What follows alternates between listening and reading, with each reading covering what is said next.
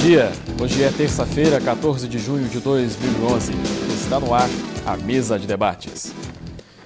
Antônio Palocci deixou o governo na semana passada, depois que notícias foram divulgadas sobre o aumento em grande escala do seu patrimônio. Quem já está no comando da Casa Civil é a ex-senadora Gleisi Hoffmann. Mas o que fez Antônio Palocci? Isso é legítimo? É o que vamos debater aqui no programa de hoje. E, se der tempo também, vamos discutir a relação da mídia com a visibilidade de políticos em uma eleição.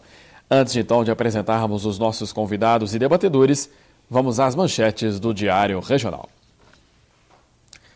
Reunião busca a solução para o granjeamento de Dias Tavares. Hemominas comemora o Dia Mundial do Doador de Sangue. Anvisa aprova novas regras para os bancos de embriões e células. Tribunal de Justiça de Minas Gerais considera ilegal a greve dos médicos. No Diário Regional também de hoje, saiba as respostas para as dúvidas mais frequentes sobre os distúrbios do sono. Estas e outras notícias, as principais informações de Juiz de Fora e região, você lê nas páginas do Diário Regional, sempre em uma banca perto de você. E fique ligado também aqui na nossa programação. A partir das 5h35 da tarde, você assiste à reprise deste programa e às 6h30 você fica bem informado com as notícias de Juiz de Fora e região com o Jornal da TVE.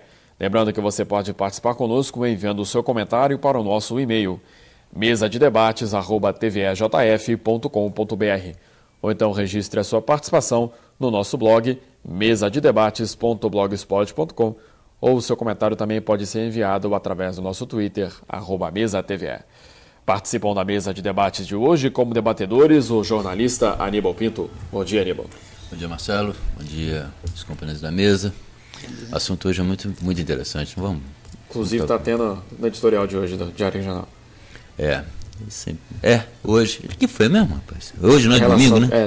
Esses dias, do Palocci com aquele advogado que respondeu lá. Das declarações. Sim, a questão da ética, né? A ética do crime, quando o advogado daquele acusado de ter participado do crime do estudante lá na USP, ele argumentou que o fato do acusado não ter delatado o comparsa, ele chamou isso da ética do crime. O criminoso tem sua ética. E eu relativizei essa questão da ética, eu acho que isso é importante. O Palocci também foi ético, ele fez tudo certo, tudo dentro da lei, todos os contratos assinados, tudo foi declarado, pago, o imposto de renda foi pago, mas ele manteve-se ético em não dizer quem eram os clientes dele. É a ética do mercado. Também participa conosco do programa de hoje como debatedor, o empresário Orlando Manera. Bom dia, Manera. Bom dia, Marcelo, Aníbal, meu xará Orlando, Raul. Marcelo, o fim de semana nós tivemos com a atividade lá da conferência do Rotary. Juiz de Fora se engrandeceu, porque do Rio de Janeiro vem quase 1000 entre rotarianos e convidados. Eles ficaram impressionados, Marcelo, com a grandeza do Expo Minas. Eles não imaginavam que o Expo Minas fosse daquela magnitude. Então foi muito bom para a cidade, veio algum movimento. E o mais importante, eles fizeram um concurso entre os alunos da rede municipal de ensino, com uma premiação expressiva, era um notebook, uma série de problemas. Então foi interessante. Mais de 100 alunos participaram, então o Juiz de Fora ganhou com a conferência do Rotary do Rio de Janeiro, feita em Juiz de Fora. Vamos apresentar então os nossos convidados do programa de hoje. Recebemos Orlando Lila de Carvalho Júnior, pesquisador em ciência política. Orlando, bom dia. Bom dia, Marcelo, bom dia, caros debatedores, nosso público. É um grande prazer estar sempre aqui na mesa de debate com vocês. Hoje, sobretudo, com a presença do professor Raul Magalhães, que é um dos nossos expoentes na Universidade Federal de Juiz de Fora. Um grande prazer e uma grande honra. Prazer é todo nosso. Também estamos recebendo no programa de hoje o professor e cientista político Raul Magalhães. Raul, bom dia, obrigado pela presença. Bom dia, Marcelo, bom dia, companheiros da mesa, bom dia, telespectadores. É sempre muito importante estar aqui num espaço de debate público como esse, que já tem uma tradição em Juiz de Fora de trazer todos os temas espinhosos e às vezes aprazíveis e discuti-los com profundidade. No dia 7 de junho, Antônio Palocci entregou o cargo de ministro da Casa Civil no governo Dilma. O motivo foi a divulgação do aumento de patrimônio em 20 milhões de reais com uma empresa de consultoria e a compra de imóveis na cidade de São Paulo no valor de quase 8 milhões de reais. E depois que o Procurador-Geral da República, Dr. Roberto Gurgel, decidiu arquivar todas as representações que pediam a abertura de inquérito contra Palocci, a Casa Civil divulgou nota anunciando a saída do ministro, pois, segundo a nota, esse embate político poderia prejudicar as suas atribuições do governo. Orlando, esse serviço de consultoria foi prestado na época que antecedeu as eleições. Você acha legítima esse tipo de atividade? Obviamente que a questão da legitimidade precisa ser enfocada em que aspecto você está se referindo. Se é do aspecto estritamente legal, a Justiça, o Supremo Tribunal não só isentou o ministro do caso anterior, quando houve aquela violação de sigilo bancário, como nesse caso também. Então, a minha pergunta para nós respondermos e como chave interpretativa dos fatos que aqui serão debatidos é o seguinte: será que o discurso jurídico-legal ele é suficiente para dar conta do fenômeno da corrupção? Ou ele tem as suas limitações e, obviamente, pela própria natureza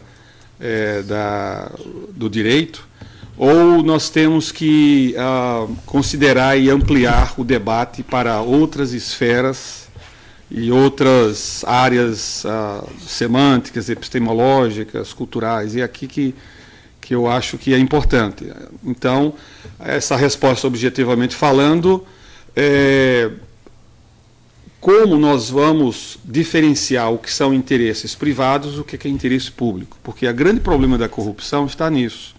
A corrupção ela foi construída a partir da emergência dos Estados liberais, democracia liberal, como sendo a apropriação indevida ou a interseção indevida de interesses privados na coisa pública. Mas essa distinção entre interesse privado e interesse público se baseia numa ficção jurídica. Porque como é que você vai exigir do agente público que ele abstraia completamente dos seus próprios interesses? Isso, pela ficção jurídica, é necessário. E justamente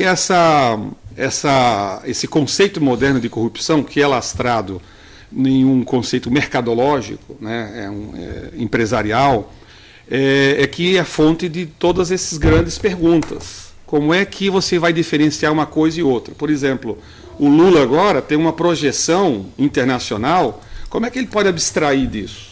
Obviamente que você tem todos os parâmetros legais para definir o que é interesse público, até onde o interesse privado, até onde vai, etc. Mas o problema da questão da corrupção está justamente nessa questão definicional da própria o que é corrupção.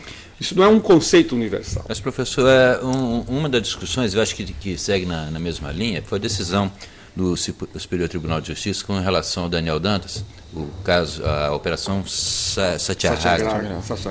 Isso. E eu vi um leitor na Folha de São Paulo que para mim, ele colocou bem claro. O Brasil discute-se muito mais a forma do que o conteúdo. Discutiu-se como foi, quer dizer, anulou o processo porque discutiu-se a maneira como foram obtidas as provas, e não a parte do conteúdo, o que se obteve com isso.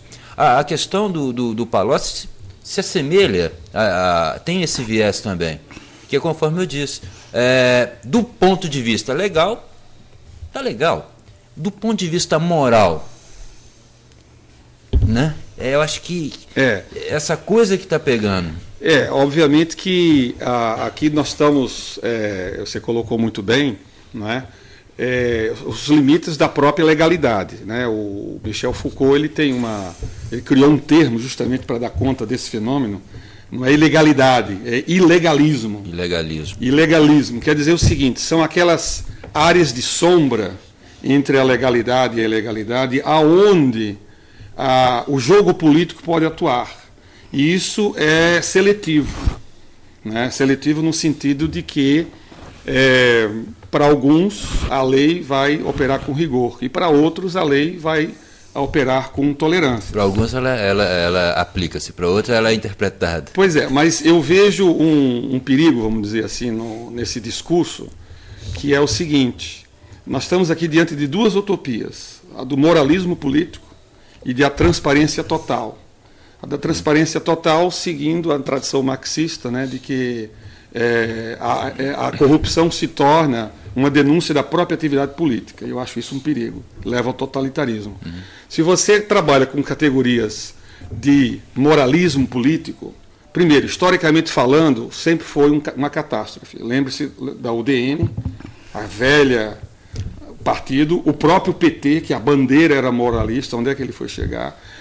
Na Itália, a Operação Mãos Limpas, o que é que fez? Elegeu o capo Berlusconi. Quer dizer, essa questão da aplicação do moralismo na política é uma questão complicada. E uma outra coisa, passar a palavra para os nossos companheiros, é a questão a corrupção, ela é menos relacionada com os fatos em si e mais com a percepção que se tem da corrupção. Não existe um corruptômetro, como você mede a radioatividade. Então, justamente a riqueza do debate está nisso, é evitar essas duas utopias, porque essas duas utopias ela vai acabar tolhendo a própria atividade política, isso representa a morte do próprio jogo político.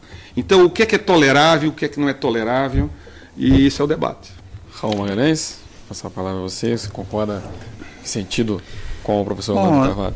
Eu quero retomar um ponto da Operação Satyagraha, que é a obtenção de provas por meios ilegais. Escuta telefônica não autorizada, ou se a gente quisesse tirar desse caso, imaginar tortura, algum tipo de coação.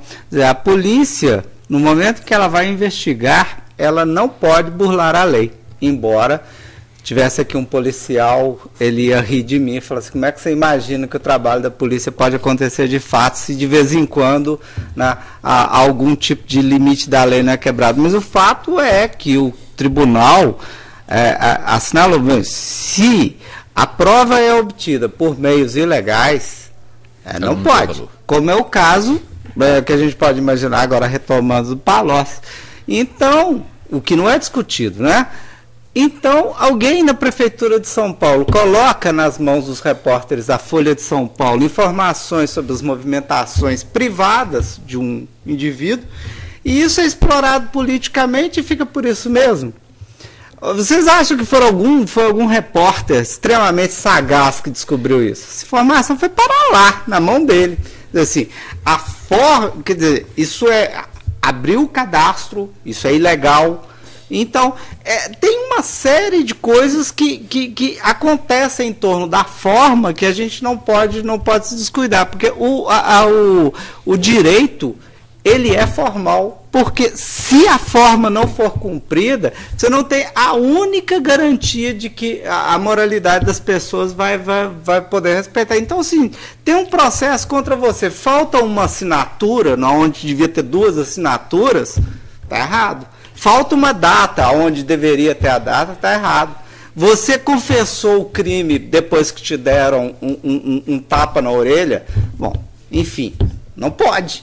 Né? E isso acho que tem que estabelecer esse tipo de jurisprudência. O delegado Protógenes, ele infringiu claramente a lei. Então esse negócio assim, pode, então vamos rasgar a lei e vamos começar a processar as pessoas a partir de força. Né? Então eu inicio um processo e eu vou forjando provas. Né? Se a gente torturar as pessoas, elas confessam o que a gente quiser. E aí? O problema não é legal, mas é imoral. O caso do Palocci é imoral, vamos falar a verdade. Pode não ser legal a maneira que foi exposto aqueles 20 milhões. Esse entendeu? É um ponto. Então é imoral. A única coisa que ele podia fazer, Orlando, era falar a fonte. Não é vara de família, que tem sigilo, que é vara de família. Pô. O negócio é público. É evidente que aquele dinheiro veio de alguma fonte do governo. É evidente, por isso que ele não pode falar. O mínimo era falar. Olha, ganhei, paguei o imposto.